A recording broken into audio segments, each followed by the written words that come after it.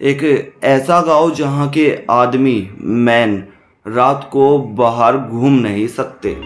इतना डर, इतना खौफ, इतना भय है उनके अंदर कि वो अगर रात को घर से निकल जाते हैं तो शायद वो वापस ना आए। ये आपने स्टोरी पहले भी देखी होगी, सुनी होगी, और इसका भी हाल ही में सेकंड पार्ट भी आ रहा है। ये एक स्त्री से मिलती हुई एक स्टोरी है जो हमने काफ़ी पहले सुनी थी, लेकिन इतना समय नहीं होता कि बना के आप लोगों तक पहुंचा दे।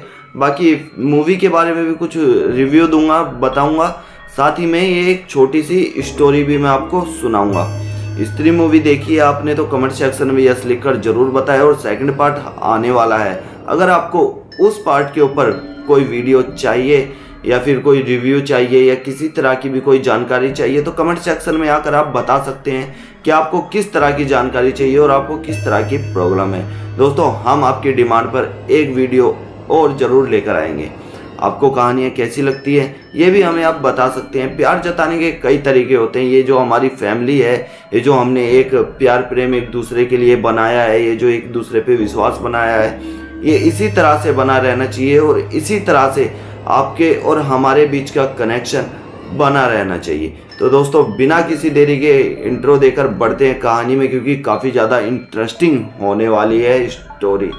नमस्कार दोस्तों, जय भोलेनाथ। मेरा नाम शंकर है। मैं कहानियाँ सुनाता हूँ, ऐसे किस्से कहानियाँ आप सभी के लिए लेकर आता हूँ जो सच्ची घटना पर आधारित होते हैं। ये किस्से कहानियाँ मुझे आप सभी लोगों में से कुछ लोग भेजते हैं, मेरे फ्रेंड्स, मेरे रिलेटिव या फिर कोई भी सब्सक्राइबर या एन अदर पर्सन, जिन स्टोरियों को मैं आप लोगों तक पहुंचाता हूं। इन स्टोरियों को बनाने का एक ही मोटिव होता है, एक ही पर्पस होता है कि हमारी स्टोरी जो बनाई गई है उससे किसी को सीख मिले, कोई उससे इन प्रॉब्लम से पीड़ित है तो उसे रिलीफ मिले। तो दोस्तों, आपके साथ ऐसी कोई प्रॉब्लम है तो हमें ज़रूर बता सकते हैं आप। हमारे पास ऐसे कॉन्टैक्ट्स हैं जिनसे शायद हम आपकी प्रॉब्लम्स सॉल्व कर सकें। तो दोस्तों, बिना किसी देरी के चैनल को सब्सक्राइब करो और आगे की तरफ बढ़ते हैं, जानते हैं एक स्त्री से मिलती जुलती ये स्टोरी।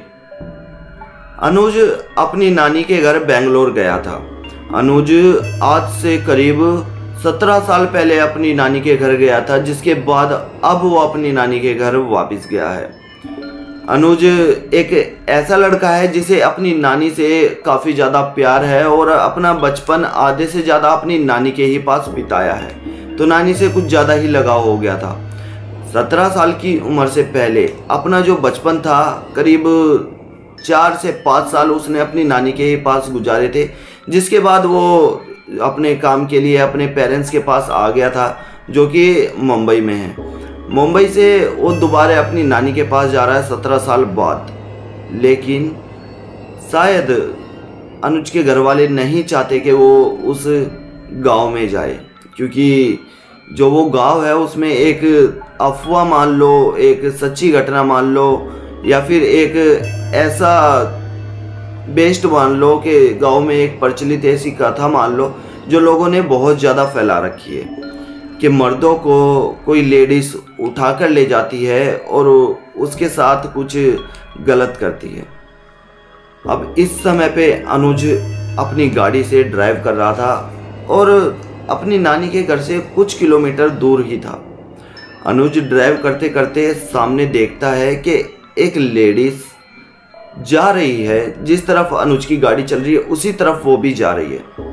अनुज उस लेडीज़ को पीछे से देखकर काफ़ी अट्रैक्ट हो जाता है, क्योंकि उस लेडीज़ ने एक लाल जोड़ा पहना हुआ था, जैसे कि मानो वो अपनी ही शादी से उठकर आ रखी है। अनुज अपनी गाड़ी की थोड़ी स्पीड बढ़ाता है और उस औरत के पास जाने की कोशिश करता है, लेकिन गाड़ी की जैसे ही स्पीड बढ़ती है तो अर्जुन को लगता है कि उस औरत ने भी अपनी स्पीड बढ़ा ली है। अनुज इस बात को देख के थोड़ा सा डर गया था, थोड़ा सा इनसिक्योर हो गया था कि ये कैसे हो सकता है। अनुज कैसे भी करके वहाँ तक जाता है और उस औरत को जब देखता है तो उसने इतना बड़ा घूंघट कर रखा था और अनुज को उस औरत ने देखा, इसकी सर उठा के ऐसे देखा, और वो औरत अचानक से अर्जुन की और वो औरत अचानक से अनुज की पलक झपकते ही वहां से गायब हो गई। अनुज इस बात को देखता है कि ये अचानक से कि क्या हो गया मेरे साथ। चलो कोई नहीं, अब नानी के घर चलते हैं। अनुज नानी के घर पहुंचता है। नानी के घर जाके पानी वानी पीता है, बैठता है, तो नानी से बताता है कि नानी रास्ते में कोई लेडीज मिली थी मुझे जिसने दुल्हन का जोड़ा पहन रखा था और वो अचानक से गायब हो गई।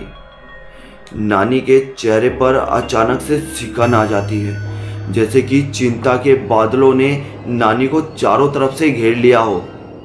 नानी अनुज को बताना शुरू करती है कि बेटा ये कहानी आज से नहीं, जब तू बचपन में छोटा था ना 1990 से चलती आ रही है। गांव में एक लेडीज थी जो एक लड़के से काफ़ी प्यार किया करती थी, काफ़ी उससे मिलन किया करती थी और वो एक दूसरे से शादी करना चाहते थे। जिस दिन उनकी शादी थी, गांव वाले ने उस लड़के को ये बोलकर मार दिया कि ये लड़का बलात्कारी है। उस लड़के के मरने के बाद वो लड़की भी नहीं जी पाई और उसने भी अपनी जान दे दी, जिसके बाद से गांव में कोई भी जवान लड़का अगर अपने मन में बुरे ख्याल या फिर उसके प्रति कुछ और भावना लेकर आता है तो वो उसे उठाकर ले जाती है और उसके साथ अपनी वो अधूरी इच्छा पूरी करती है जो उसकी रह गई थी। अब अनुज अपने घर के बाहर देखता है तो सभी ने अपने घर के बाहर लिख रखा था कि ए स्त्री कल आना। इसको थोड़ा सा उन्होंने अपनी भाषा में लिख रखा था नालेबा। इसका मतलब होता है ए स्त्री कल आना। ये आपने मूवी में भी देखा होगा, कोई ये ऐसी नहीं है कि मूवी से कहानी उठाकर आपको चिपका रहा हूँ। पहले सुनो, समझो और फिर देखो। अब अनुज अंदर जाता है, लेटता है और रात हो गई थी काफ़ी, तो सोने लगता है। सोते सोते उसके मन में यही ख्याल था कि किस तरह से ले जाती है, किस तरह से करती है। अनुज को पूरी बात अगले दिन पता चलती है कि वो औरत जब लोगों को उठाकर ले जाती है तो अलग अलग जगहों पे सिर्फ उनके कपड़े मिलते हैं। आज तक वो लड़के, वो आदमी, वो जवान लड़के कभी नहीं मिले। जो गायब होया है वो अचानक से रहस्यमय तरीके से गायब ही हो गया है। अनुज अपने गांव से वापस तो चला जाता है, लेकिन उस गांव में आज भी उस स्त्री का, उस लेडीज का इतना ही खौफ है, जिसके ऊपर बेस्ड ये स्टोरी बनाई गई है, जिसे आज हम एक मूवी के रूप में देख रहे हैं, जिसका नाम स्त्री है। इस मूवी में भी इसी तरह का सीन दिखाया गया है कि वो स्त्री जवान लड़कों को उठाकर ले जाती है और उनके साथ वो अपनी अधूरी इच्छा पूरी करती है, जो अधूरी इच्छा उसकी रह गई थी। यह अधूरी इच्छा पूरी करने के बाद वो उन लड़कों को, उन आदमियों को मौत के घाट उतार देती है और सिर्फ उनके कपड़े ही वहाँ मिलते हैं। ये स्टोरी जो स्त्री की बनाई गई है, ये कोई बेंगलोर की तरफ नहीं, बल्कि मैं आपको बताऊं कि कर्नाटका के एक गांव मलेश्वर में बनाई गई है, जो कि काफ़ी पिछड़ा हुआ गांव था एक समय पर, लेकिन आज के समय पर इस गांव ने काफ़ी तरक्की कर ली है। और आज भी आप अगर वहां जाएंगे तो लोगों के घरों के बाहर आप साफ तौर से ये लिखा देख सकते हैं कि ए स्त्री कल आना। ये सभी लोग अपने घर के बाहर लिख कर रखते हैं और सभी अपने घर के बाहर ये इसलिए लिखते हैं कि स्त्री का आज भी वहाँ इतना ही खौफ है। तो दोस्तों, स्त्री 2 भी आने वाली है। आपको अगर इसके ऊपर कोई फुल स्टोरी चाहिए, कोई अपडेट चाहिए, तो आप हमें कमेंट सेक्शन में बता सकते हैं। हम आपके लिए इसकी अपडेट ज़रूर लेकर आएंगे। अभी तक के लिए इतना ही। नमस्कार, जय भोलेनाथ। मेरा नाम शंकर है, मैं कहानियाँ सुनाता हूँ। अगर आपके पास कोई ऐसी स्टोरी है जो कि हॉन्टेड है, भूत प्रेत से रिलेटिव है, तो आप हमें भेज सकते हैं। क्या पता हमारी अगली स्टोरी आपके मुताबिक बन रही हो। चलिए मिलते हैं नेक्स्ट वीडियो में।